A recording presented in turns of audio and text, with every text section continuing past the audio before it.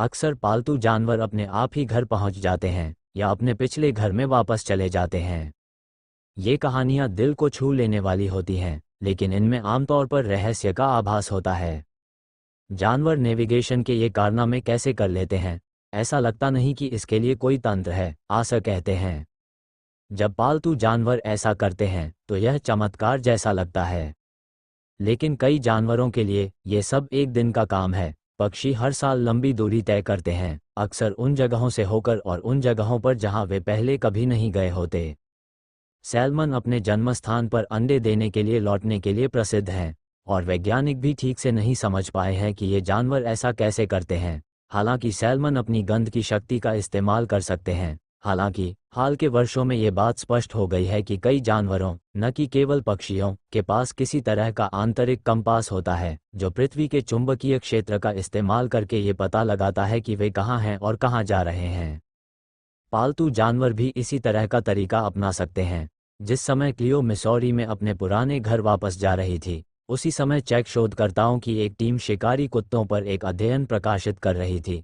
उन्होंने पाया कि अपने मालिकों के पास लौटते समय कुत्ते, हालांकि अक्सर अपनी गंध के निशान का अनुसरण करते हैं, वापसी यात्रा के लिए एक तरह के मानसिक मानचित्र के रूप में चुंबकीय क्षेत्रों का भी उपयोग करते हैं।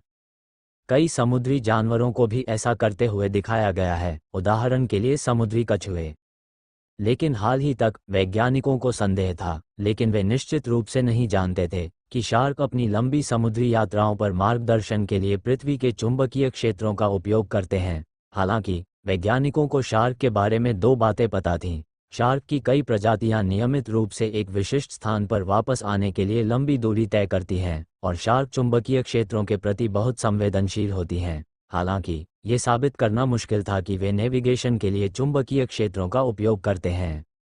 ब्रायन केलर, एक पारिस्थितिकीविद और शार्क विशेषज्ञ, ने बोनेटेड शार्क पर इस सिद्धांत का परीक्षण करने का फैसला किया। केवल 2 से 4 फीट लंबे जानवर एक टैंक में फिट होने के लिए पर्याप्त छोटे हैं। उन्होंने और Florida state university coastal and marine laboratory के शोधकर्ताओं की एक टीम ने फ्लोरिडा के खाड़ी तट पर गर्मियों में रहने वाले बोनेटेड के एक समूह को पकड़ा और उन्हें तांबे के तार से लिपटे एक टैंक में रखा।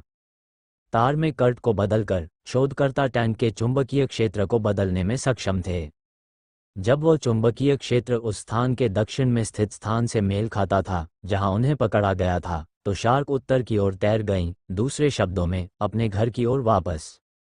जब उन्हें उस स्थान के चुंबकीय साइन के संपर्क में लाया गया जहां उन्हें पकड़ा गया था, तो वे बिना किसी दिशा के वरीयता के इधर उधर घूमते रहे, जाहिर तौर पर क्योंकि साइन ने संकेत दिया कि वे पहले से ही घर पर थे। इन परिणामों ने प्रदर्शित किया कि शार्क पृथ्वी के चुंबकीय क्षेत्रों पर प्रतिक्रिया करती हैं, जिसे केलर मानचित्र जैसी भावना के रूप में वर्णित करते हैं। तो शार्क इसे कैसे मैनेज करती हैं? फिर से कोई भी निश्चित रूप से नहीं जानता, लेकिन केलर कहते हैं कि एक संभावना यह है कि वे लोरेंजिनी के एम्पुली नामक अंग का उपयोग करते हैं। ये रिसेप्टर्स हैं जो शार्क को छोटी मात्रा में विद्युत गतिविधि का पता लगाने में मदद करते हैं, जैसे कि पास में तैर रहे शिकार की मांसपेशियों द्वारा की गई गतिविधि। इससे ये तो पता चल सकता है कि शार्क इन क्षेत्रों का पता कैसे लगाती हैं, लेकिन यह नहीं समझाता कि दूसरे जानवर ऐसा कैसे करते हैं। फिर भी कई दूसरे जानवर ऐसा करते हैं। केलर कहते हैं, चुंबकीय आधारित नेविगेशन पूरे पशु जगत में बेहद आम है। सेल में पिछले मई में प्रकाशित बोनेटेड्स पर एक पेपर में उन्होंने और उनके सहयोगियों ने बताया कि उनका अध्ययन साहित्य के बढ़ते हुए भंडार में शामिल है जो दर्शाता है कि भूचुंबकीय क्षेत्रों का मानचित्र जैसा उपयोग करने के लिए विकासवादी अनुकूलन कई प्रकार के आवासों में विभिन्न जानवरों में आम हो सकता है। हम में से जो लोग नेविगेशन में कम प्रतिभाशाली प्रजातियों से संबंधित हैं, उनके लिए ये समझना महत्वपूर्ण है कि दूसरे जानवर कैसे नेविगेट करते हैं। अगर ये जीव अपनी ज़रूरत के मुताबिक नहीं पहुंच पाते हैं, तो वे संभोग और प्रजनन करने में सक्षम नहीं हो सकते हैं। इससे पहले से ही संकटग्रस्त कई जानवरों की आबादी पर असर पड़ सकता है। संक्षेप में, मनुष्यों को ये सीखने की ज़रूरत है कि ये संकटग्रस्त प्रजातियां कैसे नेविगेट करती हैं ताकि हम सुनिश्चित कर सकें कि हम उनके रास्ते में ना आएं। केलर कहते हैं, जब बात आती है तो हमें इस बारे में सोचना होगा कि क्या वहाँ कुछ ऐसा है जो संभावित रूप से इन जानवरों के सफल नेविगेशन को प्रभावित कर सकता है।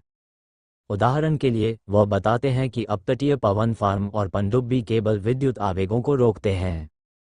इन केबलों को भटके हुए विद्युत संकेतों को रोकने के लिए परिरक्षित किया जाता है, लेकिन एक विद्युत संकेत एक चुंबकीय क्षेत्र उत्पन्न करता है और इसे परिरक्षित नहीं किया जा सकता है।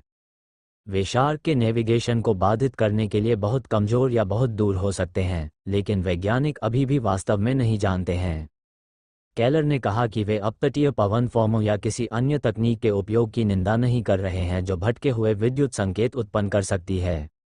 लेकिन जब हम नई तकनीकों पर विचार करते हैं, तो हमें ये सुनिश्चित करने के लिए उचित शोध करने की आवश्यकता होती है कि हम समझें कि वे आसपास के पर्यावरण को कैसे प्रभावित कर रहे हैं, और ऐसा करने के लिए हमें इस बारे में अधिक जानने की आवश्यकता है कि जानवर क्लियो लैब्राडोर से लेकर बोनेट हेड्स के एक समूह तक अपने घर का रास्ता कैसे खोज पाते हैं। पूरी वीडियो देखने के लिए धन्यवाद।